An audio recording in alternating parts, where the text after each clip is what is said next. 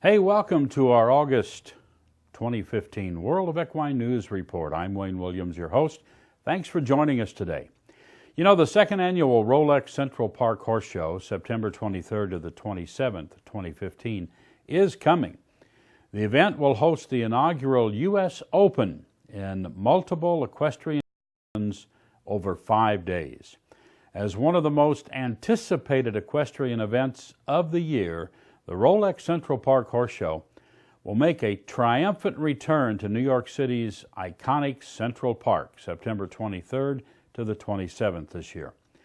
The second annual event will feature 5 days of multiple discipline equestrian sport and performances, ranging from Arabians and dressage to hunters and show jumping.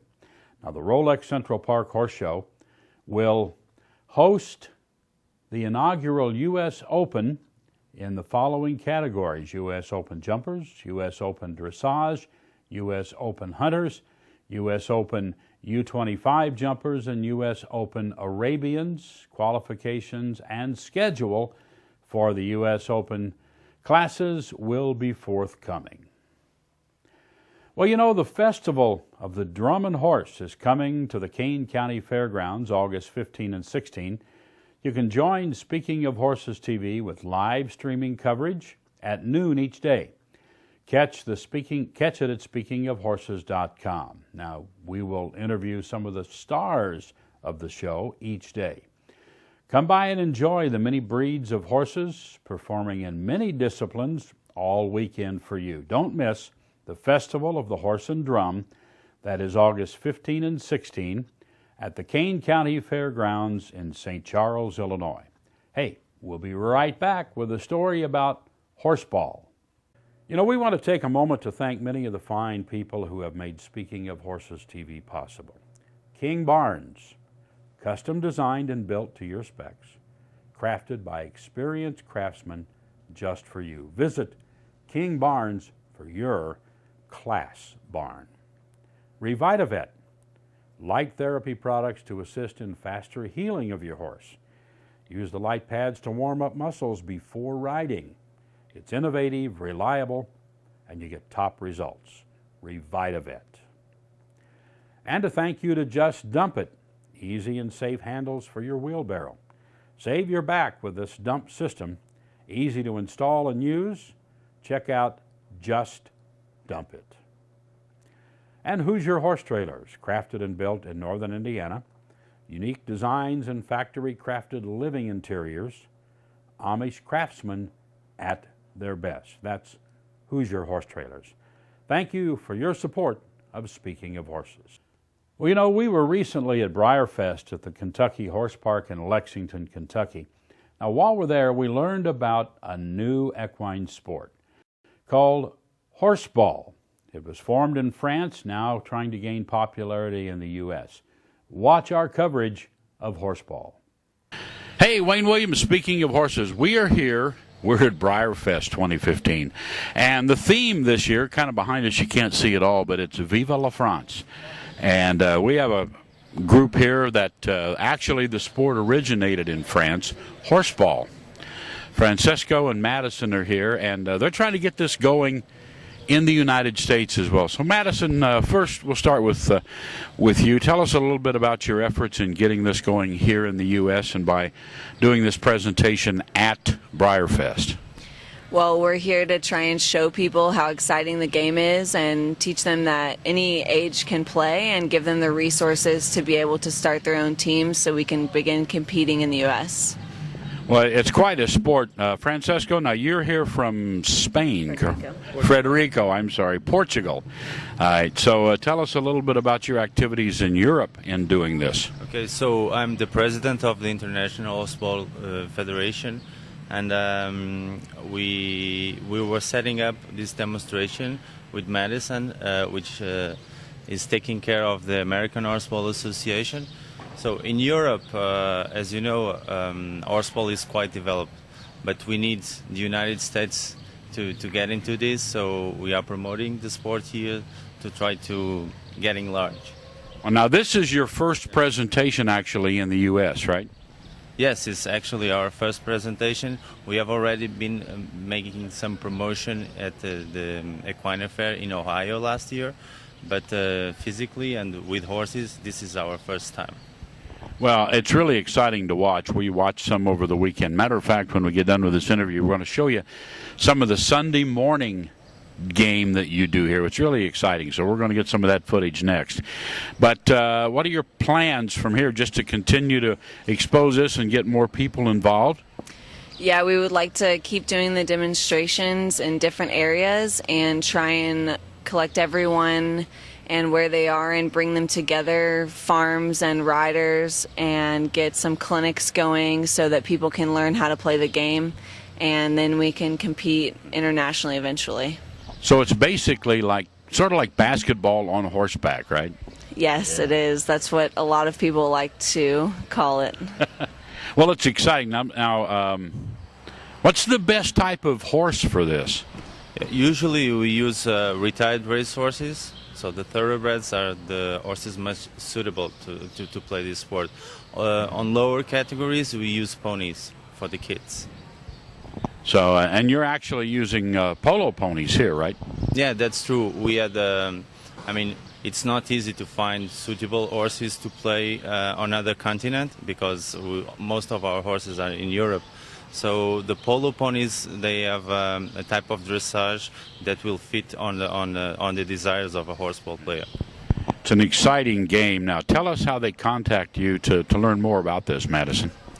If you go on the international website, it's fihb.net. There's a link to USA, and my email is there. And if you have any questions, I will be checking it all the time and available. I'll tell you what, get involved, because horseball it's really fun to watch. I got intrigued watching it from the announcer stand. And right now we're going to show you a little footage of how this goes and some of the activity on Sunday morning here at Briarfest. Thank you both for joining me. Thank you so much. All right, you stay with us. We got a lot more coming. We're going to watch this footage and then more from Briarfest 2015 right here on Speaking of Horses.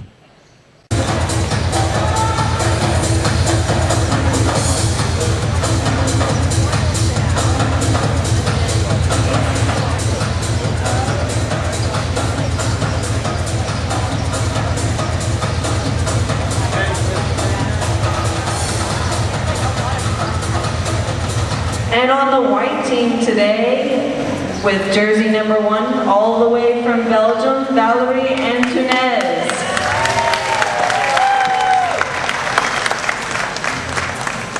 And with jersey number 2, all the way from France, Marius Doy.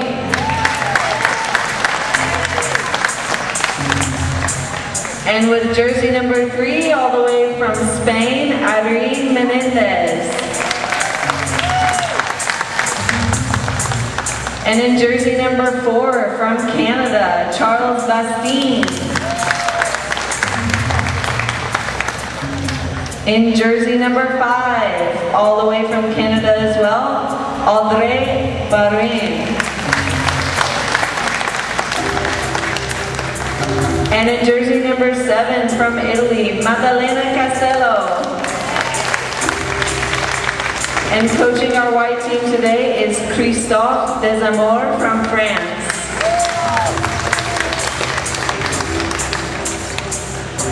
All right, and for the Blues team, from France, wearing jersey number 2, César Doy.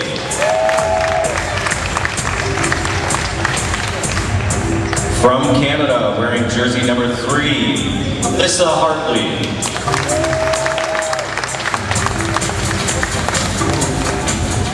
From France, wearing jersey number 4, Valentine Desamours.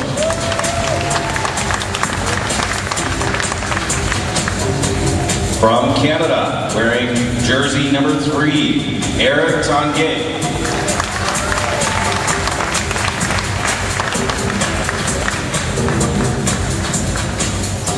From Spain, wearing jersey number 6, Laura Fong.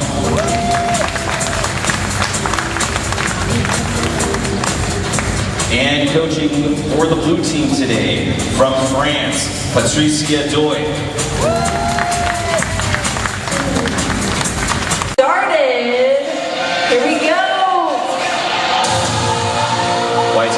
possession, bringing it down the field, going for the goal. Oh, just But shot. White has possession still. Valerie's passing it to Aubrey. Irene has the ball and she's waiting for a teammate to get open. Charles catches it perfectly. Back to Valerie and they're headed back towards the goal. Let's see if the blue can get some defense.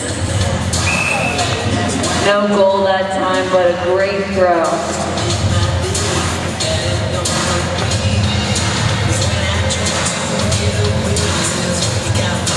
So now the blue team gets possession of the ball and all the horses start facing the same direction. That's for safety.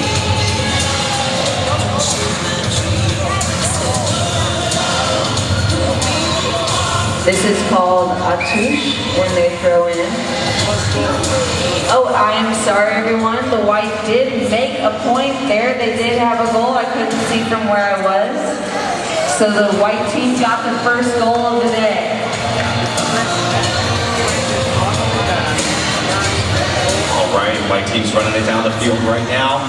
And another goal. 2 points in the first minute and a half. That is a great start to this game today. Charles made that goal.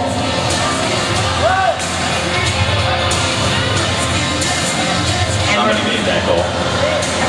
And we're bringing the ball back to the center for a maneuver called a touche.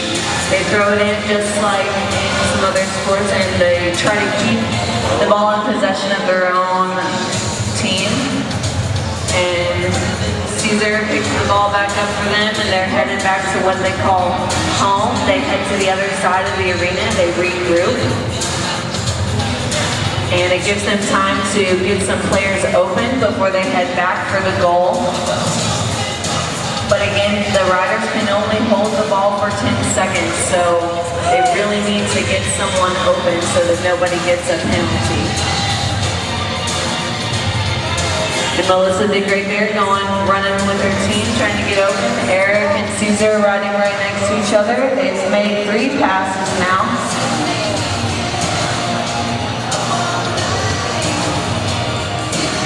So, A lot of strategy here this morning. I know that Caesar is a very seasoned player and is actually captain of his club back home in France, one of the top national teams.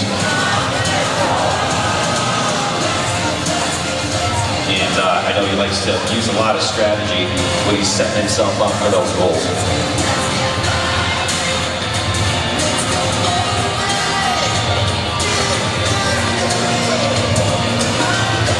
Oh, long pass down. Very nice. Excellent pass. beautiful goal for Lara from Spain right there. Great assist on that one, Madison. Well, the Calhoun Stables hosted the first stop in the Ultimate Rodeo Tour in Kitchener-Woolwich on July 10th in support of the Canadian Diabetes Association. Cowboys and cowgirls from all over Canada and the United States came to compete in front of sold-out audiences. Joe Corville came in top in the bareback riding, while Peter Hallman took top score in the saddle bronc riding. Now, the 2014 Ram Rodeo barrel racing champion, Barb Miller, had the fastest time in ladies barrel racing at 15.31 seconds, while Olivia DeJong was champion in junior barrel racing. Jess Peidel came in on top in the rodeo's most dangerous event, that of bull riding. Hey, we'll be right back. Stay with us. We want to take a moment to thank many of the fine people that have made Speaking of Horses possible. Source Nutrition, micronutrients for your horse or dog, developed and harvested from the ocean on the Maine coast. Years of research and development for the best supplements available. Source Nutrition. Equessentials, horse conditioning and prep products developed by Dr. Tom Tweeton. Totally safe, improve your horse's coat and health. That's Equessentials. Eco Green Grid, stop mud and uneven wet ground. Echo Green Grid installs easily to give a great base for footing.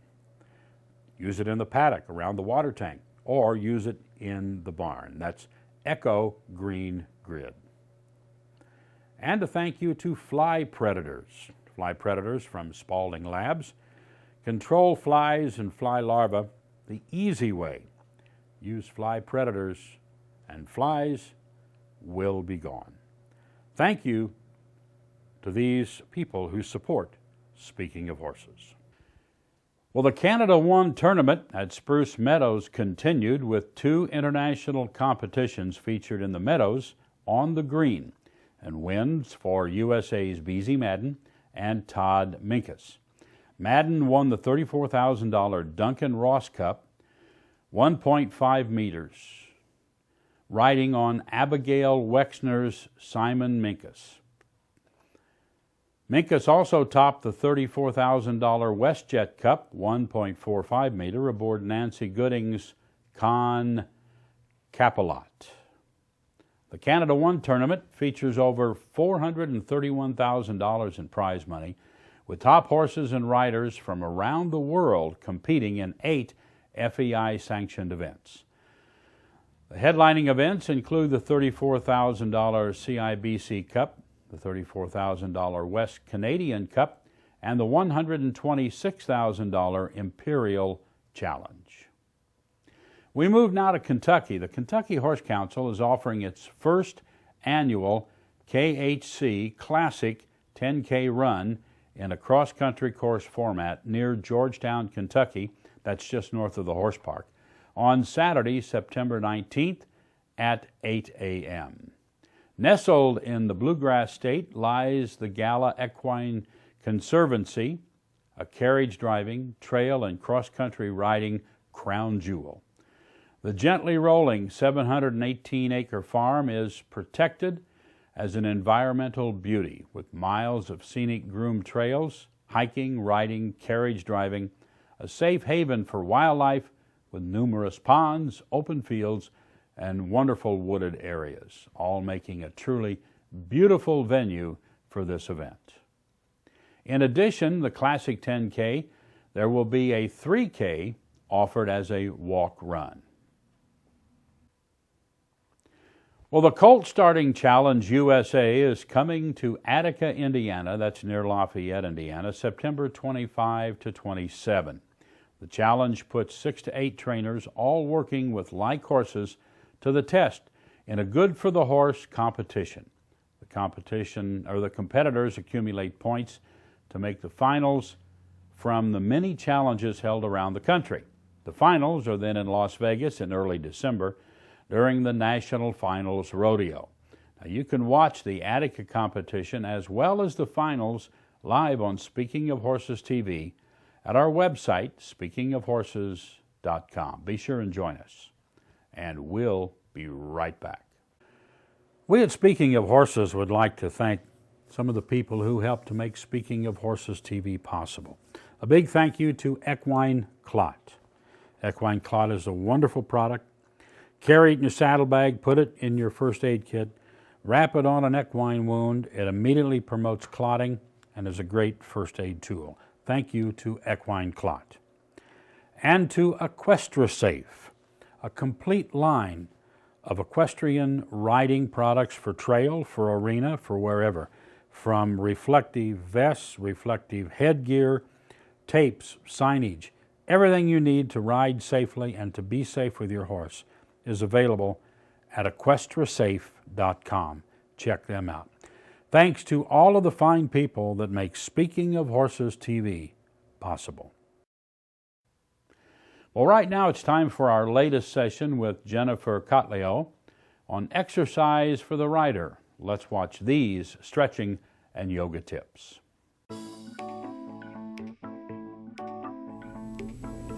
Hi, I'm Jennifer Malak-Cotillo, and I'm here today to tell you in 2 minutes or less how you can improve your riding through movement.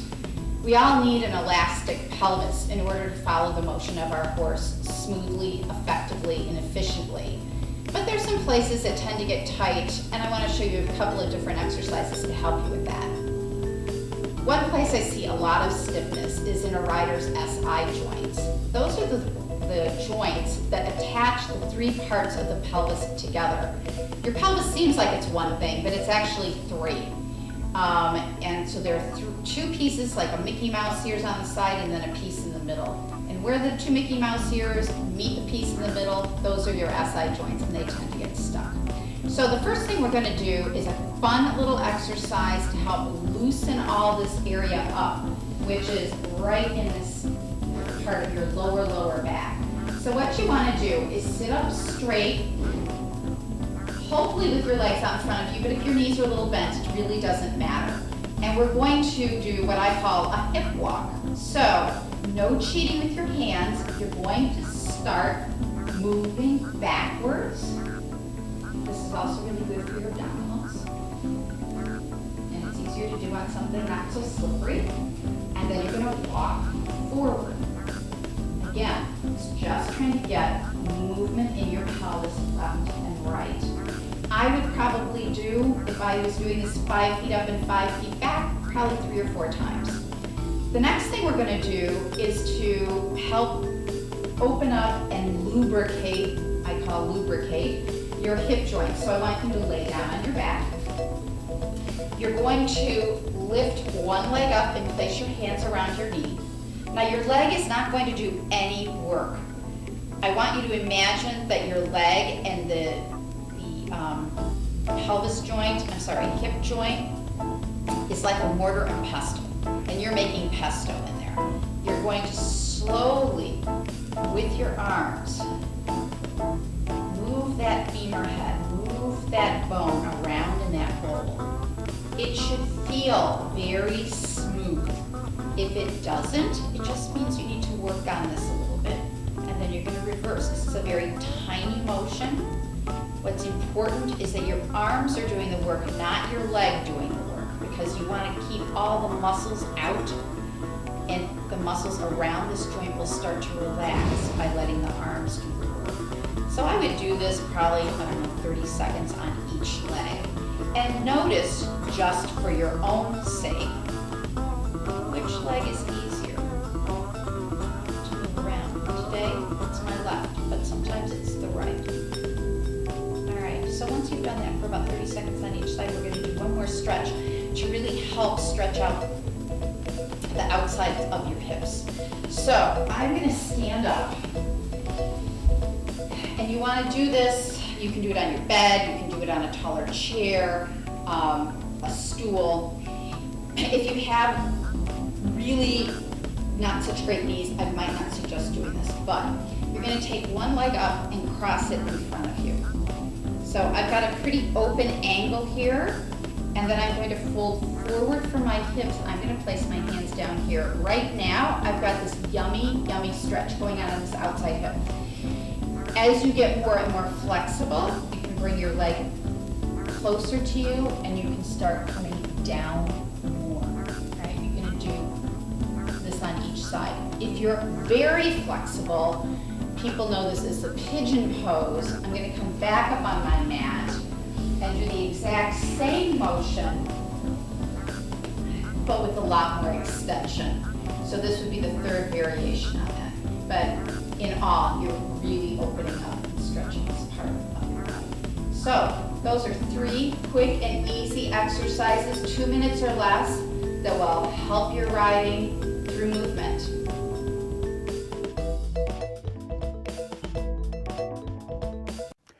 Speaking of Horses, TV is on the road, so come and see us. Say hi. The Buckskin World Show will run through August 1st and 2nd, Cloverdale, Indiana.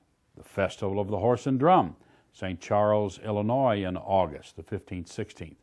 The Smiles Charity Horse Show at Elkhorn, Wisconsin, September 4th. That's a part of the Walworth County Fair. And the U.S. Colt Starting Series in Attica, Indiana, September 25th to the 27th are just some of the places we're going to be. So come by and see us or watch on our website and say hello.